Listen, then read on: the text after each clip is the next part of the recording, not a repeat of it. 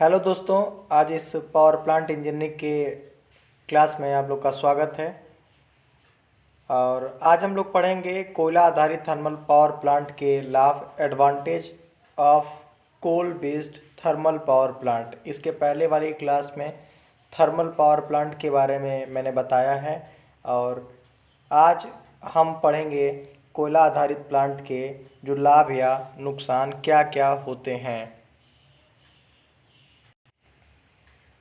अब जो इसका पहला एडवांटेज होता है, ये बिना किसी कठिनाई के तेज़ी से बदलते लोड की प्रतिक्रिया दे सकते हैं।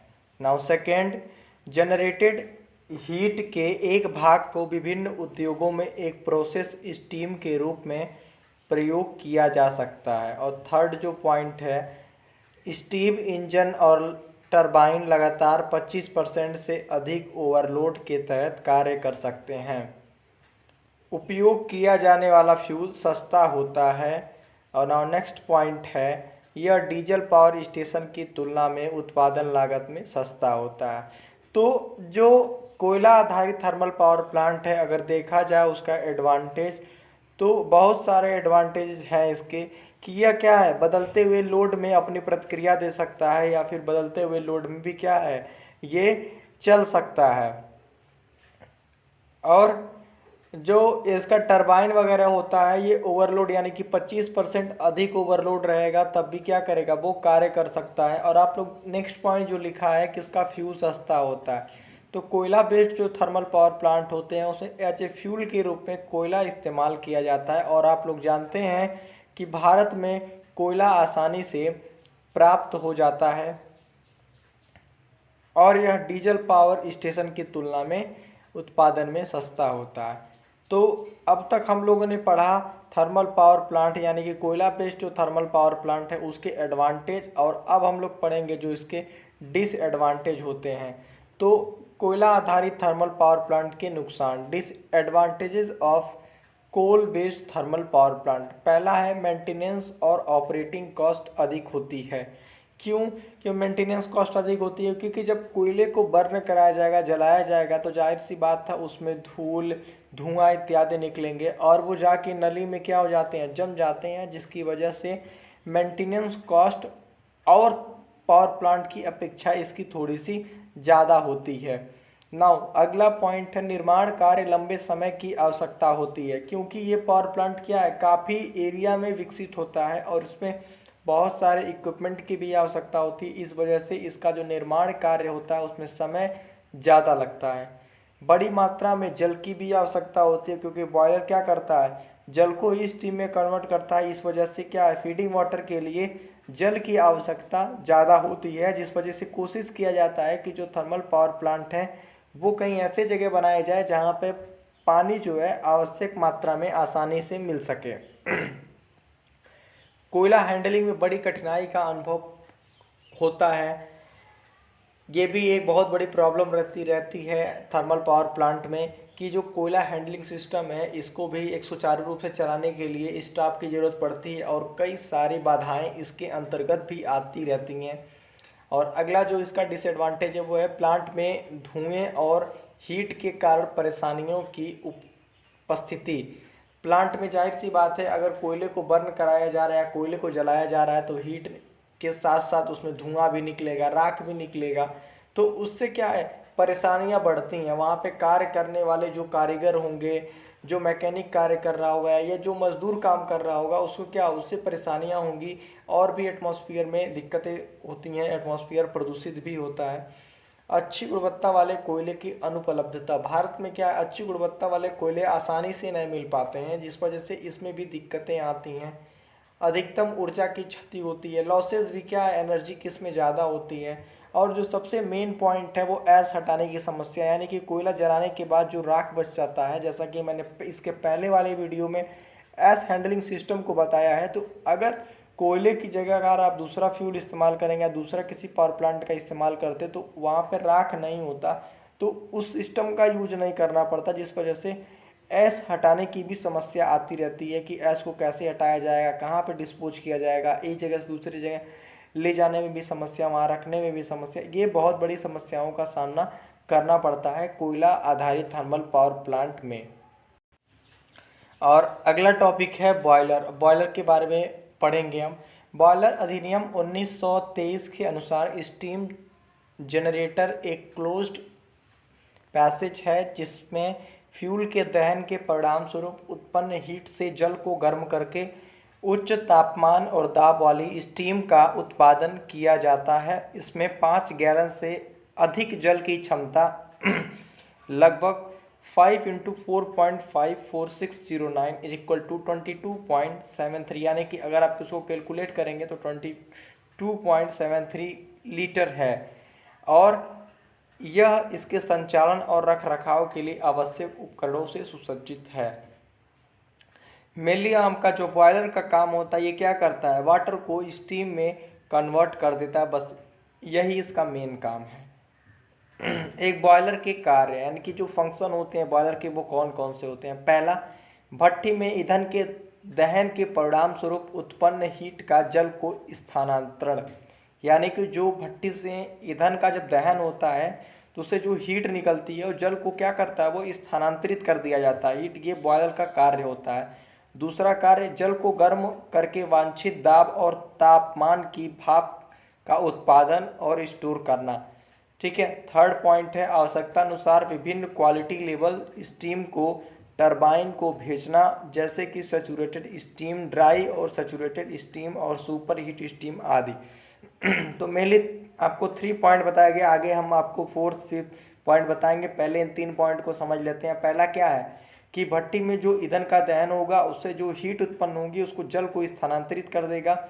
और दूसरा पॉइंट क्या है, जो जल को गर्म करके जो वांछित दाब और ताप क्या रहेगा, भाप का उत्पादन होगा, उसको स्टोर करेगा या फिर उसको आगे स्थानांतरित करेगा कि उसको टरबाइन को, वही तीसरा पॉइंट आपको बताया गया है।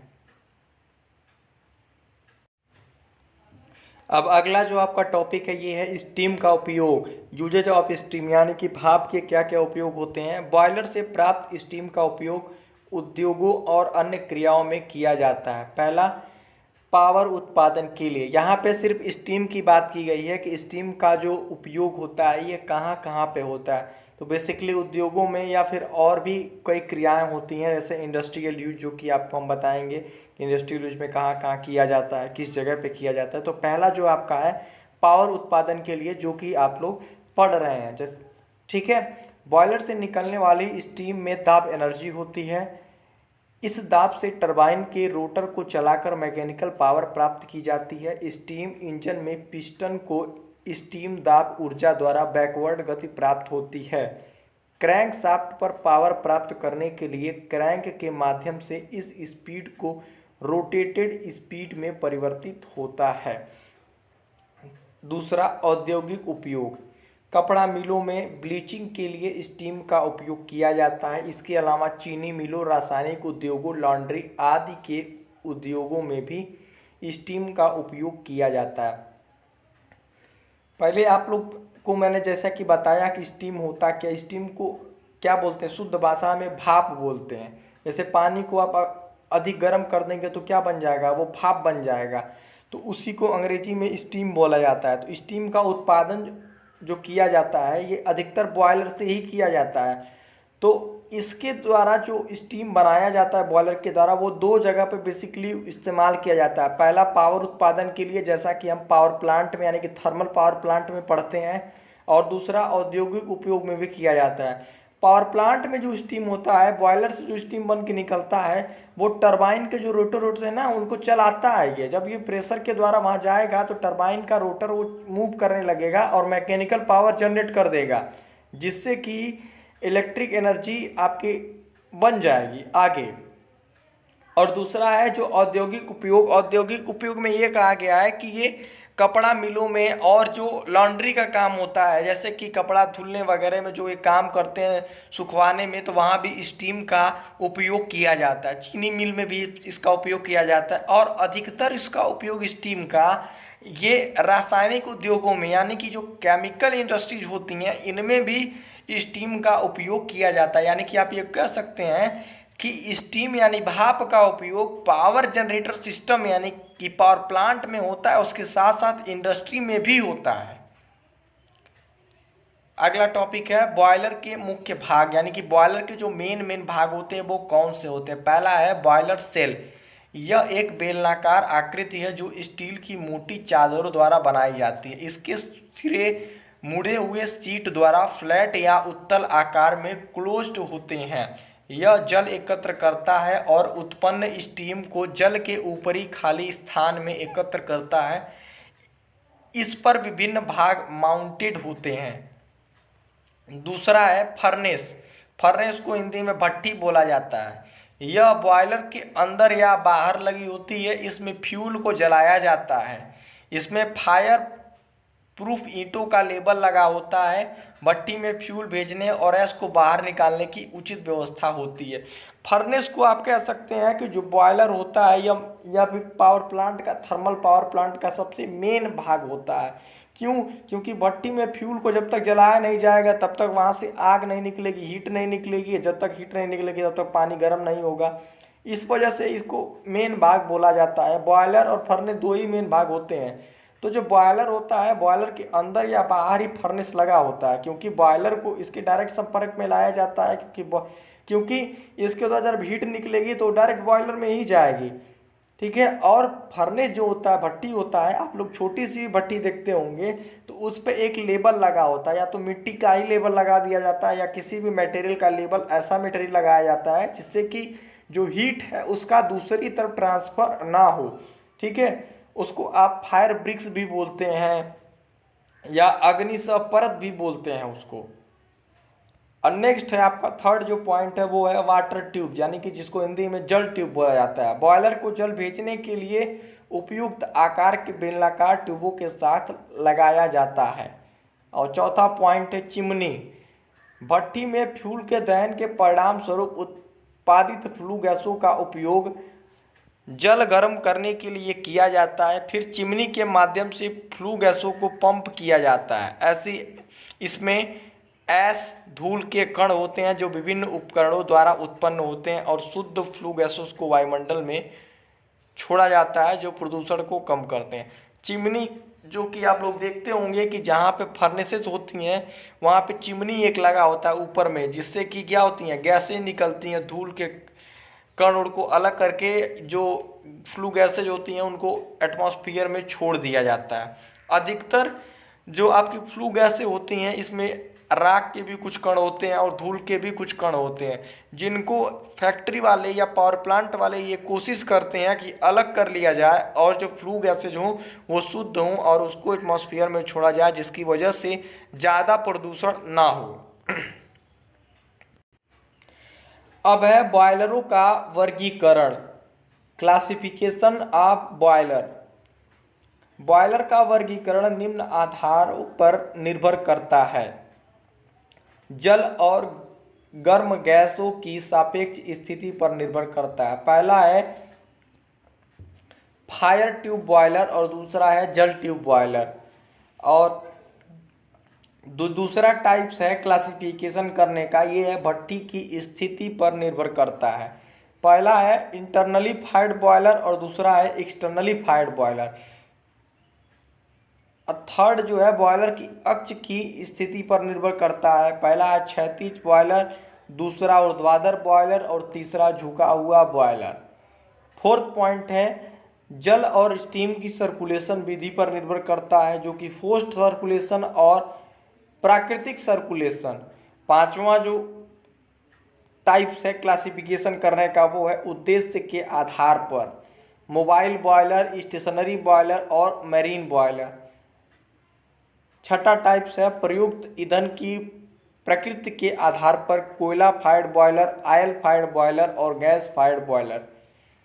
सातवां टाइप्स है उत्पन्न स्टीम के दाब के आधार पर, निम्न दाब बॉयलर जो कि लगभग 16 किलोग्राम पर सेंटीमीटर स्क्वायर होता है उसका प्रेशर। दूसरा है मध्यम दाब बॉयलर, तीसरा है उच्च दाब बॉयलर और जो चौथा है वो है सुपर उच्च दाब बॉयलर।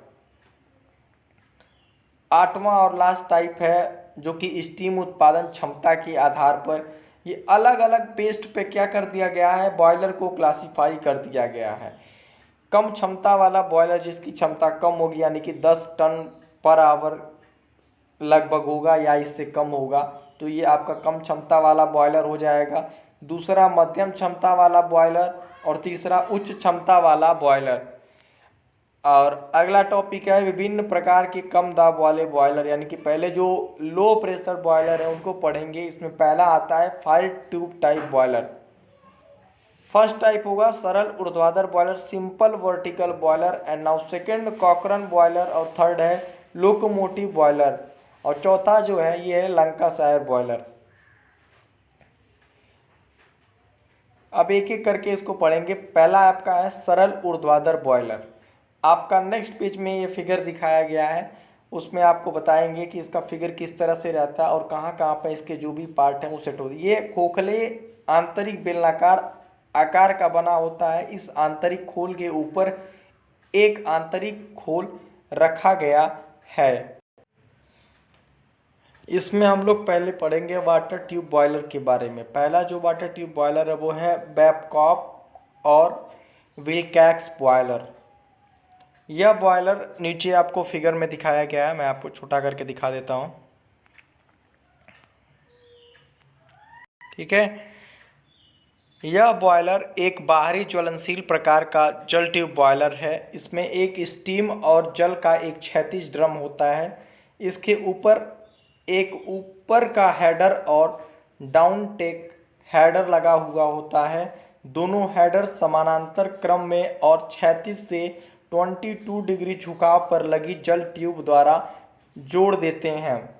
शीर्षों का शीर्ष ड्रम से जुड़ा होता है, जिन्हें क्रमशः राइजर और डाउन कामर कहा जाता है। डाउन टेक हेडर के नीचे कीचड़ बॉक्स से जुड़ा हुआ है, जिसके साथ साथ एक ब्लॉक कॉक लगा होता है। फ्लू गैस पथ का निर्माण आग की ईंटों की दीवारों से जल की पाइपों की संपूर्ण सतहों पर जोड़ने के लिए किया जाता है। इस रास्ते के बीच में स्टीम सुपर हीटर लगे होते हैं। निरीक्षण और सफाई कार्य के लिए गेट बनाए जाते हैं। अब इस फिगर को समझते हैं कि ये फिगर जो है क्या इसमें दिखाया गया है। इस फिगर में आपको बैबकॉक और विल्कैक्स बॉयलर के बारे में बताया गया है। आप लोग नीचे देख पा रहे होंगे कि जो फ्लू गैसेज हैं, यहाँ पे फ्लू गैसेज निकल रही हैं जब कोयले को बर्न कराया जा रहा है। नीचे राख की जाली है, राख की जाली के ऊपर कोयले को व्यवस्थित कर दिया जाता है और उसको जला दिया जाता है। और नीचे राख क्या है, जाली से क्या होगा, जब कोयला बर्न होगा उसके ऊपर, तो उसी की जाली के रास्ते नीचे क्या राख नीचे चली जाएगी और जो दग्ध गैसें होंगी वो ऊपर की तरफ प्रवाहित हो रही हैं।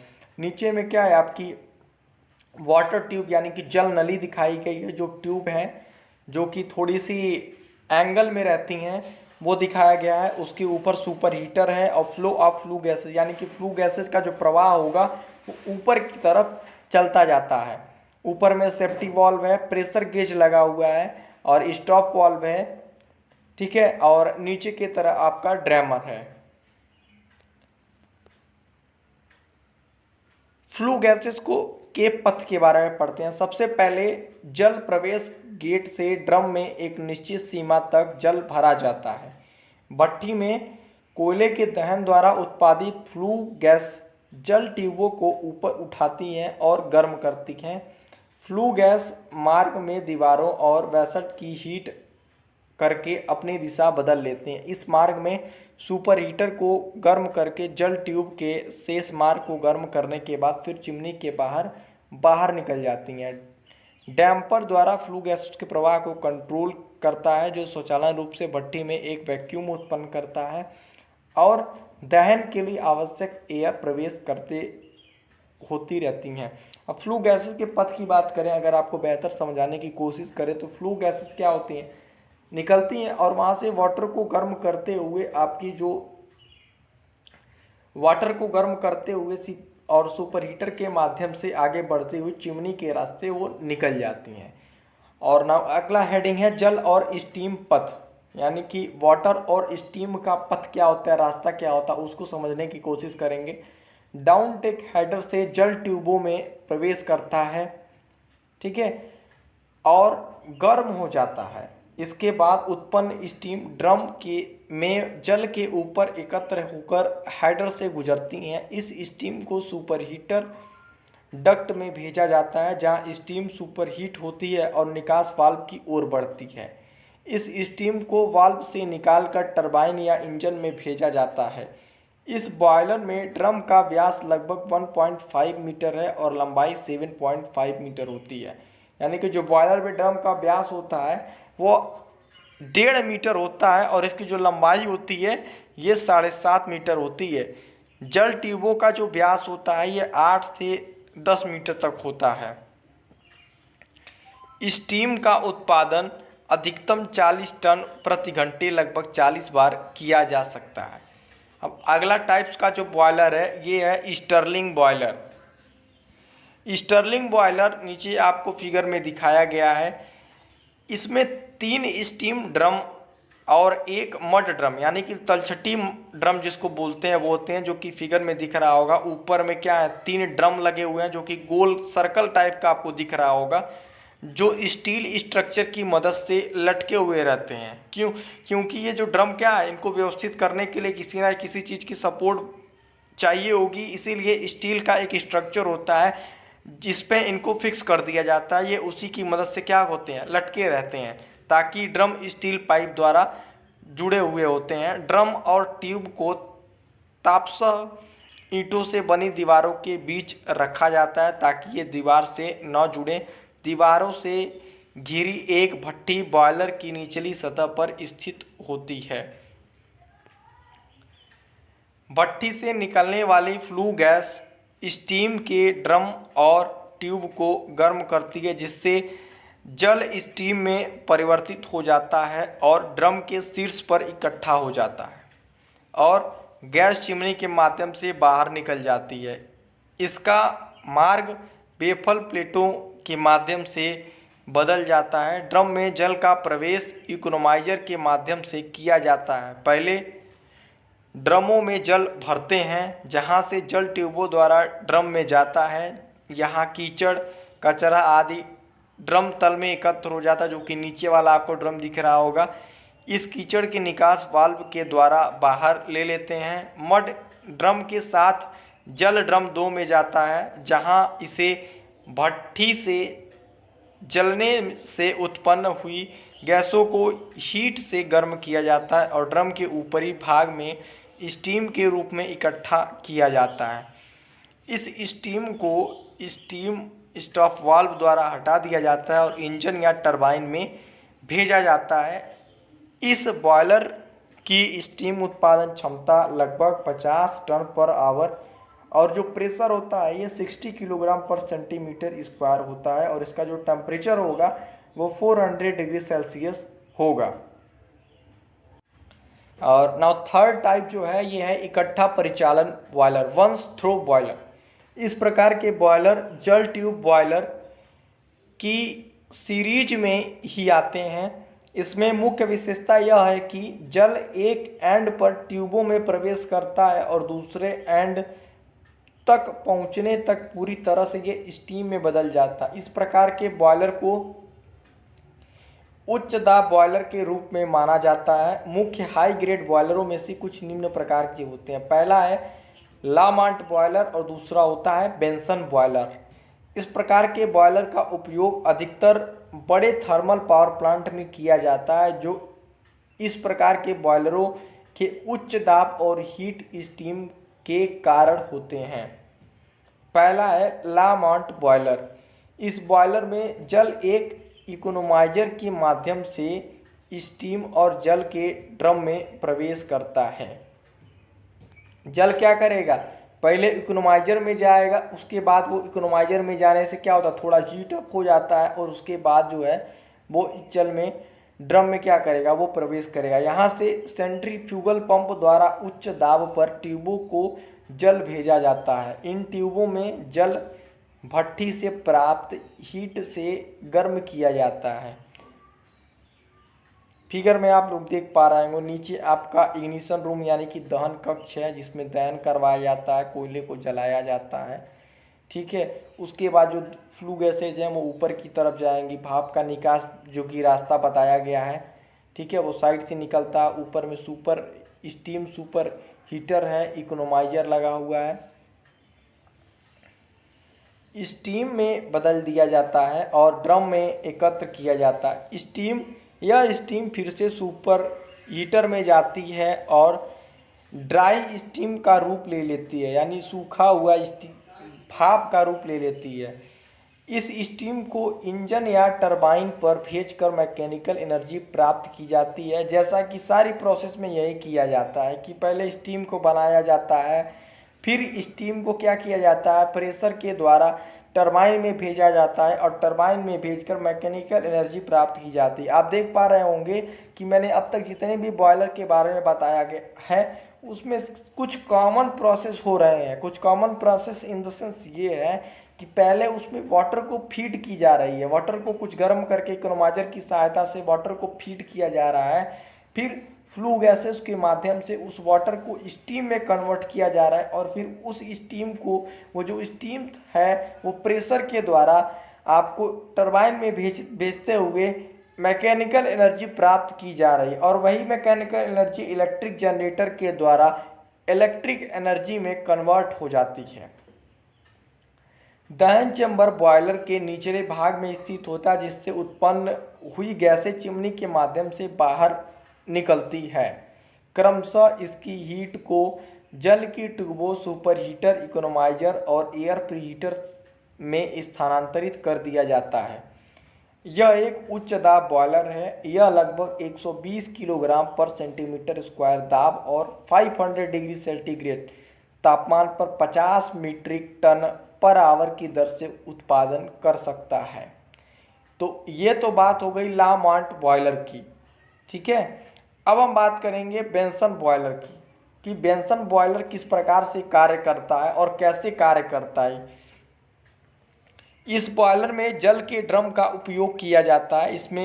इसके बजाय भरड़ जल सीधे इकोनोमाइजर के माध्यम से जल ट्यूबों में प्रवाहित होता है। यहाँ पर भट्ठी से हीट को अवशोषित करता है और इसे ड्राई स्टीम में परिवर्तित हो जाता है। यह नम स्टीम ट्रांजिशन सेक्शन और फिर स्टीम सुपर हीटर से गुजरती है और इसे ड्राई स्टीम में परिवर्तित कर दिया जाता है। इसका उपयोग ड्राई स्टीम टरबाइन या इंजन को गति देने के लिए किया जाता है। यह बॉयलर एक लामांट बॉयलर की तरह ऊर्ध्वाधर स्थिति में भी है, मुख्य भाग के लिए कि फ्लू गैसें स्वचालित रूप से ऊपर की ओर बढ़े और अपनी हीट को क्रमशः जल ट्यूबों, super heater, transition section, economiser और एयर प्रीहीटर में स्थानांतरित करती है और चिमनी के माध्यम से बाहर निकलती है। यह बॉयलर 200 किलोग्राम पर सेंटीमीटर स्क्वायर दाब का उत्पादन करने में सक्षम है और लगभग 140 टन पर आवर की दर से 650 डिग्री सेल्सियस तक स्टीम देता है। अब फिगर देखिए बेंसन बॉयलर का। नीचे में आपको फर्नेस दिखाया गया है जो कि एरो के माध्यम से दिखाया गया है और विकिरण सतह रेडिएशन लेयर है। ऊपर में क्या है, चिमनी बनी हुई है, यानी कि नीचे से फ्लू गैसेज ऊपर की तरफ जाती हैं और वाटर को स्टीम में कन्वर्ट करती हुई ऊपर में फ्लू गैसेज पासान हो जाती हैं। तो ये तो बात हो गई आपके बॉयलर की, जिसमें कि हम लोग जो बेसिकली जो हम फोकस किए हैं वो वाटर ट्यूब बॉयलर पे फोकस किए हैं, क्योंकि अधिकतर थर्मल पावर प्लांट में वाटर ट्यूब बॉयलर ही इस्तेमाल किया जाता है, क्योंकि वाटर को भाप में बदलना होता है।